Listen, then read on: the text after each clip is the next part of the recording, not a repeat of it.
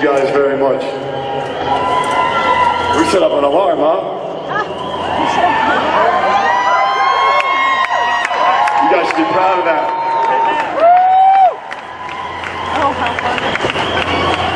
Someone has the key, they can... There it is. Thank you. How cool is that? When they say the roof is on fire, right?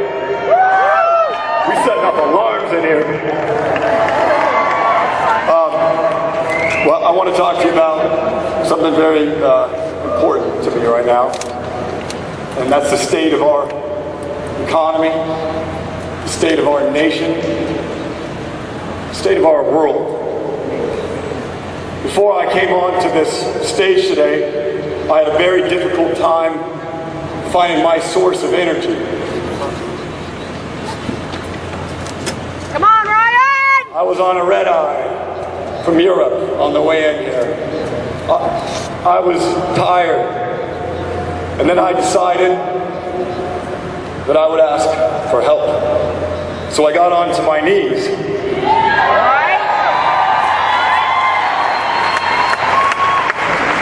And I started praying. Still didn't find it. So then I walked backstage, I'm pacing around, I'm listening to music, and a woman walks up to me and hands me a book about the myth of autism. And I said, sounds like a message.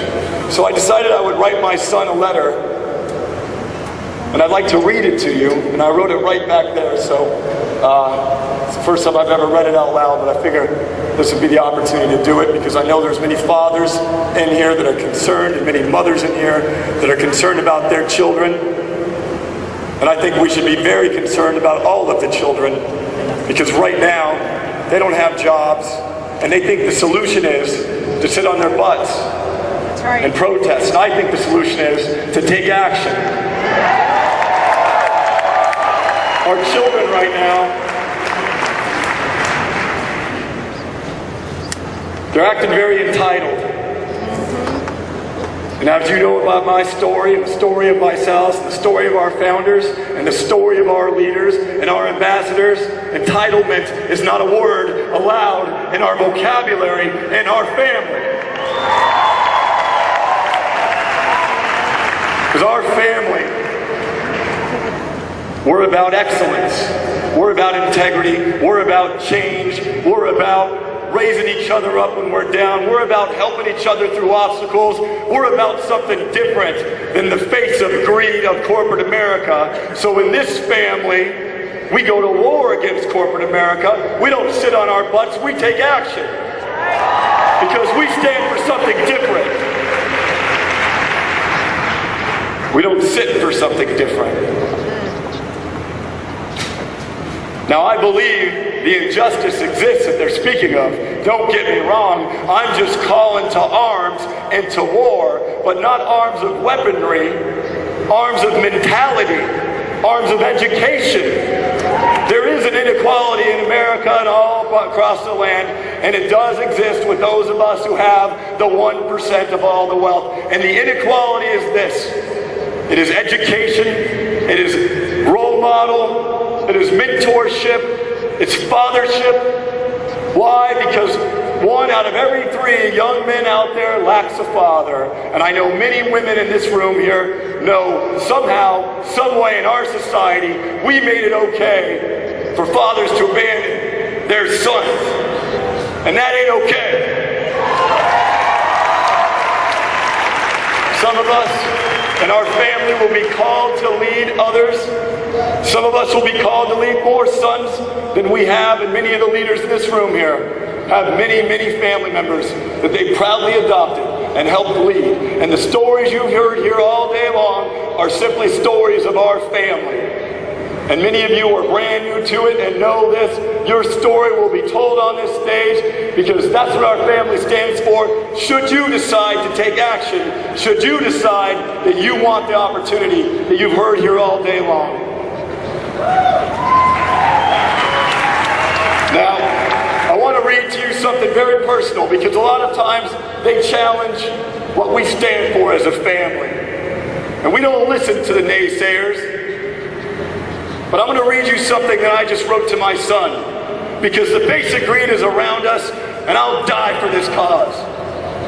And so if he doesn't get to ever hear me have the pleasure to read this message to him directly, well, I entrust my family to make sure he gets the memo. Dear Reagan, I hope to read you this one day, but if I don't get the chance, know that there's no chance in life, son.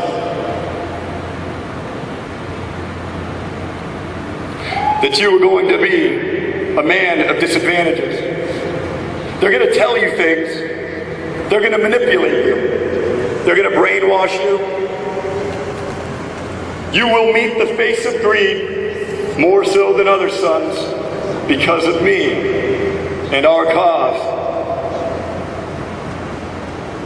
and what our family is into. Don't let this face change your face.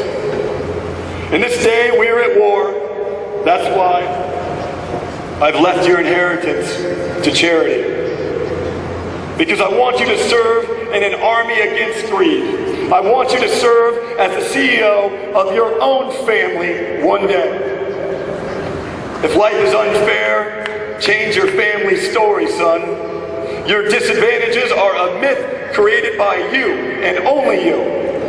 And in this family, we don't believe in myths. We have faith in this family. We have hope in this family. We have ambition in this family. We have excellence in this family. We have integrity in this family. And we don't listen to the beliefs of others because we listen to our family. And we follow our family's ways, son. I'm not perfect. I'm your father. I love you.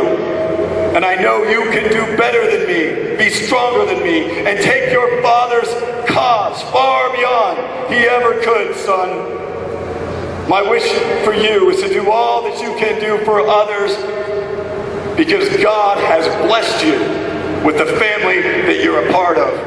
And that wasn't just to Reagan, that was to all of our sons and all of our daughters and all of our families, because what we stand for in ViSalus is family. Well